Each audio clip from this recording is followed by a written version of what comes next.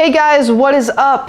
Thank you for joining me today, and I hope this video finds you in good health, and I hope you are well.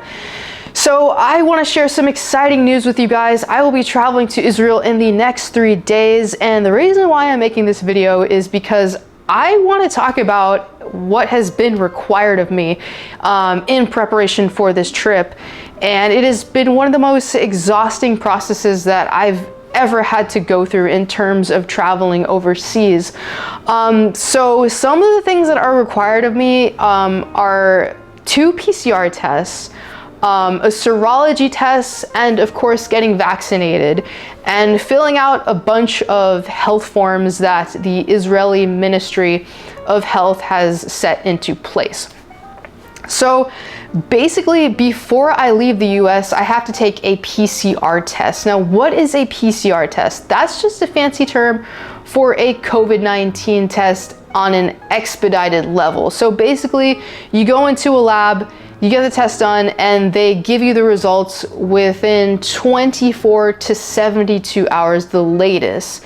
Now, that is going to be required of you by most countries that you're traveling to.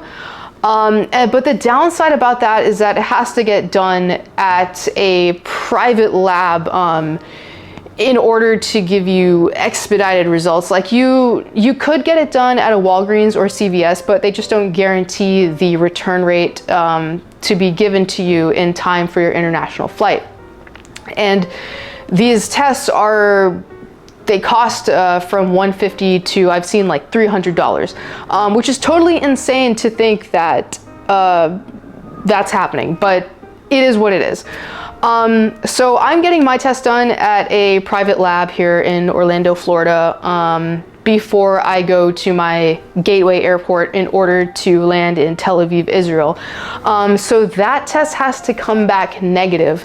And then once I get that done, we jump on the plane, land in Tel Aviv, and once we land in Tel Aviv, we have to take another PCR test.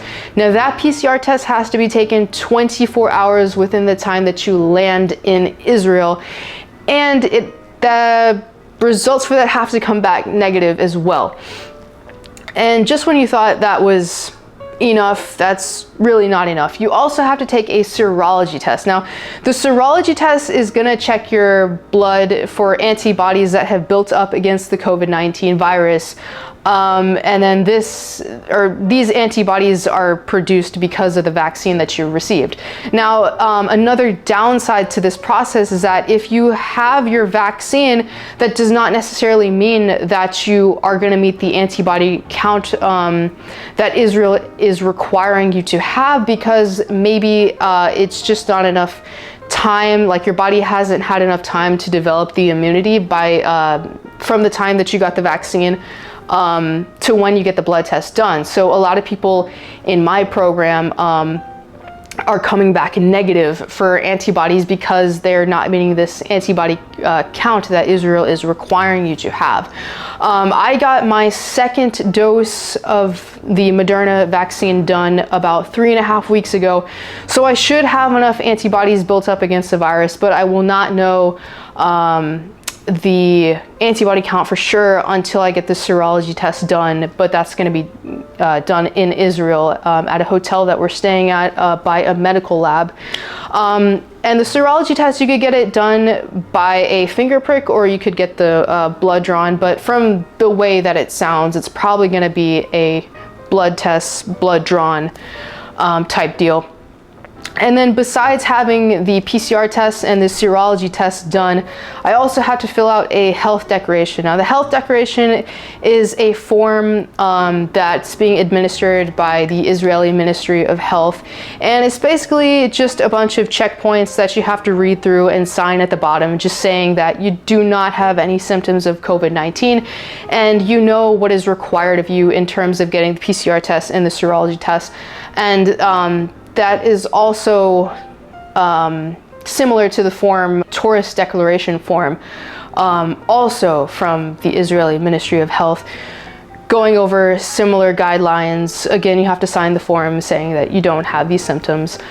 And then on top of that, I will be receiving an entry permit from my program that I am traveling with.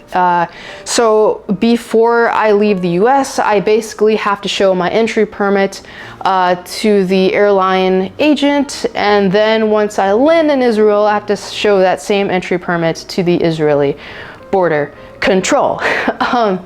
So that's a super long-winded explanation of the things that I've had to get done. And I will be taking you guys along with me through this really crazy journey.